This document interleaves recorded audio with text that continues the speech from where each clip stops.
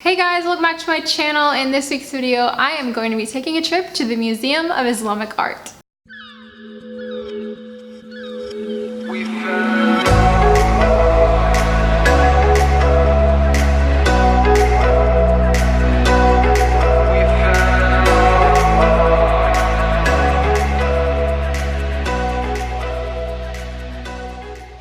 First of all, thank you guys for sticking around. I know it's been a few weeks since I made one of these life and guitar videos, but as you may have been able to tell from my channel, I did spend some time traveling, and outside of that, I'm also working on studying for another exam, so that's a lot of fun.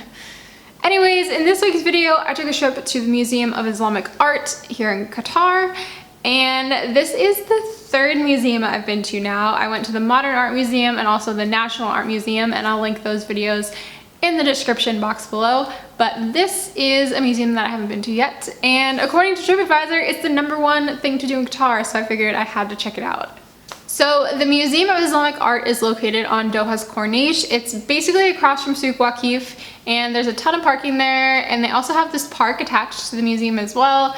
Obviously today it was way too hot, so I did not go to the park, but when it gets cooler I might go back and check it out because they have some nice little cafes that overlook the bay, and it's a nice place to just go hang out and enjoy the weather when it is nice. So the art in the museum is very much true to its name. It's definitely an Islamic art museum. A lot of the art here, it just has that Islamic feel. Everything's written in Arabic. It looks very Middle Eastern. It's not something you would find in like a European art museum, for example, or an American art museum. It's definitely very centralized to this region of the world. The museum itself is really well done. It's a beautiful building, the architecture is great, and it's one of those really recognizable buildings from Qatar.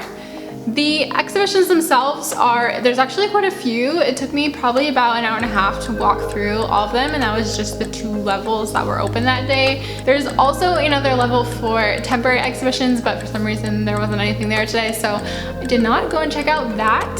So the first floor is more of a general. They have science, art, calligraphy, kind of general themes, and then the second floor is more era-based and region-based, so there are art from like Turkey, Iran, different parts of Asia, and it's all defined by different centuries, so 14th century, 9th century, all that kind of thing. So that's kind of how it's organized.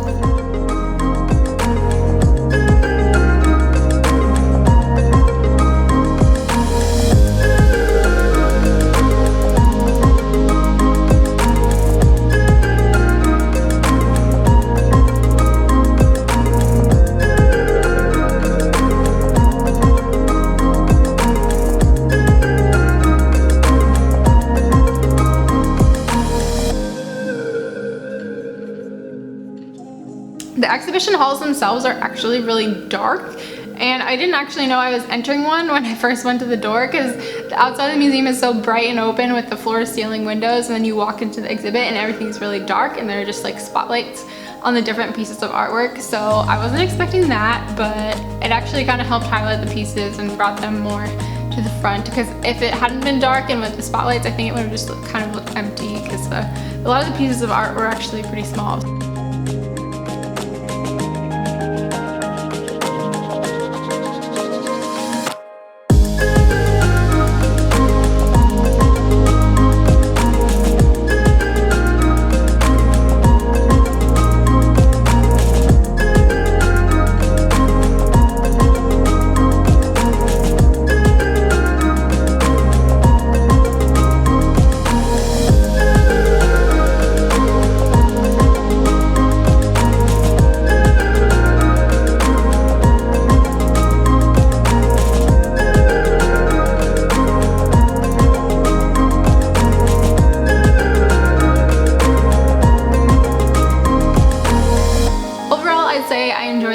I probably won't end up going back unless they have some sort of a temporary exhibition I'm interested in, because once you see the artwork that they had, I don't really think if it doesn't change, then there's really no reason for me to see it again. If you are coming to visit Qatar and trying to decide what museum to go to, I honestly liked the National Museum better, which I know disagrees with TripAdvisor, but that's just how I feel.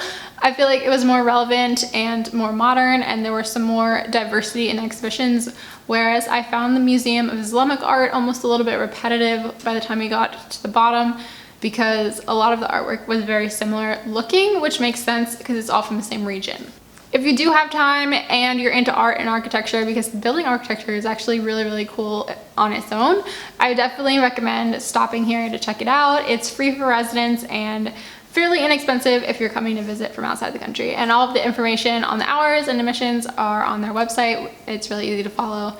So yeah, that was my experience with the Museum of Islamic Art, and I hope you guys enjoyed coming along with me. Finally got a chance to check out this museum, so I can check that off of my list of things to do.